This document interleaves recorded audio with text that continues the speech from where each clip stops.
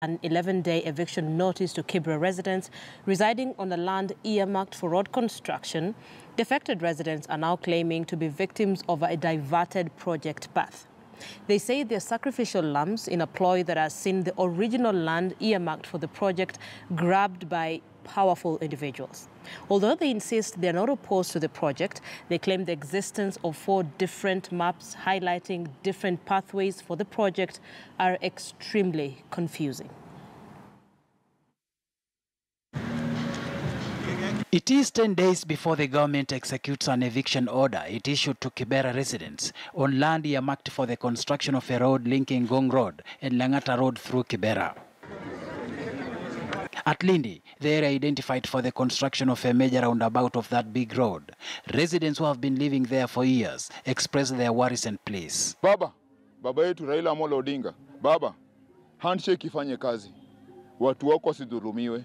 Watu wako ndio sisi, na sisi tunakufa na wewe. Hapa ni Raila Amolo Odinga stronghold na Uhuru Muigai Kenyatta handshake. Unaenda toa shule wapi saa hizi? Kama ndio tunaelekea third term, masomo ya watoto inaenda kuharibika, kila kitu kinaharibika.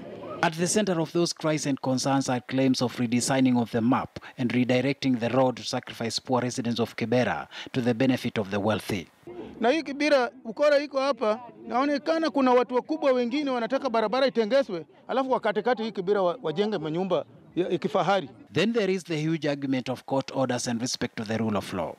Since 2016, several groups have moved to court fighting to block the road project. Multiple court orders have been issued and are still in force. The Nubian community grassroots leaders insist they are holding the government in high contempt of court for what they call blatant disregard of the law. We are not opposing the road, but you cannot drive us the way you want to drive us. There is a court order which needs to be respected, and you need to get a place where you will take those people to. Those sentiments have been backed by Egesa Children's Center Director Peter Nyagesera, who insists there are very minimal chances that Kibera residents will agree to move unless compensation is done in respect to the law. This center has been marked for distraction. Parapara siko ine. Serikali ikuje tuambie kiriari, parapara ni hii na inaanzia hapa mpaka hapa. They have not done demarcation. That's number 1. We are in a state of confusion. Who is supposed to vacate and who is supposed to remain? About 4 learning centers will be affected during the impending demolitions. Nearly 3/4 of Mashimoni's quarter school will be taken away by the road, rudely interrupting the learning cycle of over 600 pupils at the school. A similar fate awaits Makina Self-Help School. Class 8 KCP candidates' exams preparations have been thrown into disarray. Residents of Kibera insist they are not opposed to the construction of this road. They, however, insist fairness must be upheld in the execution of the entire project. Shadrach Miti, KT News in Kibera, Nairobi. The Big Q, in association with Crystal Rivers. Live the buzz at Crystal Rivers. For enquiries, SMS BUZZ to 40515. Haya, barabara ziko 4. Sisi tuko na confusion na tujui gani ni gani. Some of the affected residents claiming to be victims of a diverted path. Tonight on our big question on KTN Prime, we're asking you if you're one of those affected by this eviction, and if indeed you are, please share your sentiments and your feelings on the eviction notice for Kibera residents. We'd love to read from you now that you are affected with this eviction notice. Live the buzz.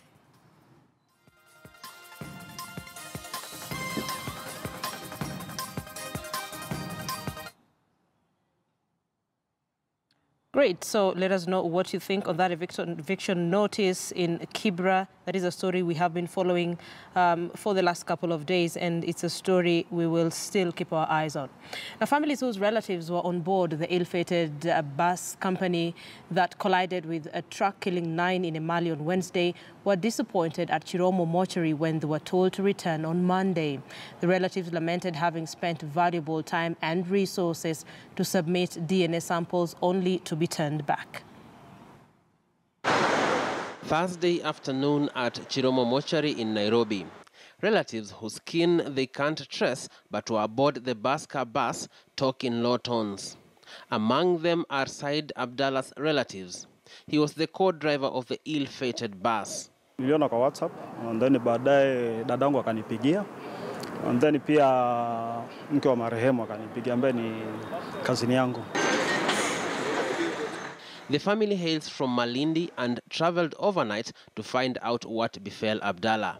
Kufika hapa ndo tulifika asubuhi tukajaribu kutafuta ni usaidizi uko wapi, lakini ile habari tumepata ni kama bado tuongee na watu wa Red Cross, tupeane information kwa watu wa Red Cross. Out of 39 passengers in the bus manifest, 20 were listed as injured, 9 dead but 10 unaccounted for.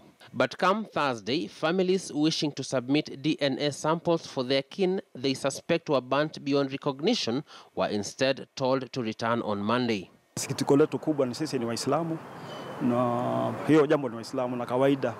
Kitu kama hiki kitokea huwa tunaharakisha mambo ya mazishi. Watu wamekaa hapa wamehuzunika, wamama wamelia, wanaongojea mwili wao hata kuona mwili yenyewe hatujaona. Families continue searching for their kin, nursing others, while the ones we met at Chiromo hope concerned authorities will attend to their plight if possible sooner than Monday. Mark Namaswa, KTN News.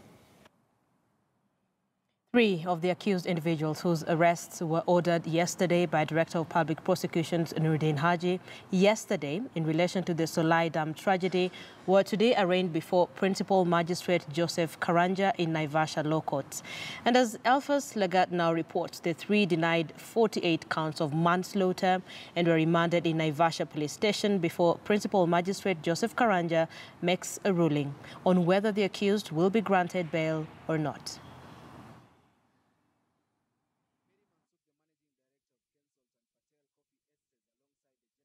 Vinoi Kumar and Nakuru County Director of Water Johnson Kamau were arraigned in Naivasha locals Thursday morning, charged with 48 counts of manslaughter. They were also charged with 2 other counts of negligence of duty and failure to prepare an impact assessment report before the collapse of the ill-fated dam. That the release of the prosecution team led by Catherine Mwaniki opposed grant of bail, citing that the first and second accused, Perry Mansuk and Vinoi respectively, were flight risk. However, the defense team led by city lawyer Evans Monari responded saying by virtue of presenting themselves to DCI officers, the accused had showed willingness to comply. According to the Principal Magistrate Joseph Karanja, the 3 accused to spend the night at Naivasha Police Station. The 3 accused persons are to be remanded in custody at the Naivasha Police Station, shall be presented in court tomorrow morning for further orders of direction. Meanwhile, the 3rd and 4th accused are reported to be within police custody, even as warrants of arrest are issued to other suspects who have not surrendered themselves to the police. Alphas Lagat, KTN News. The Big Q, in association with Crystal Rivers. Live the buzz at Crystal Rivers. For enquiries, SMS BUZZ to 40515. Right, let's remind you of a big question. Tonight we're asking you if you have been affected by the eviction in Kibera, and if indeed you have been, we'd love to know your sentiments. What are your thoughts? What are your feelings about the eviction notice? How does that affect you, your friends, your family? Tweet us at KTN News, at KTN, and at Lindo Gutu as well. I'll sample some of your sentiments just before we wrap up this bulletin. And on that note, I'm taking a short break. We'll be back.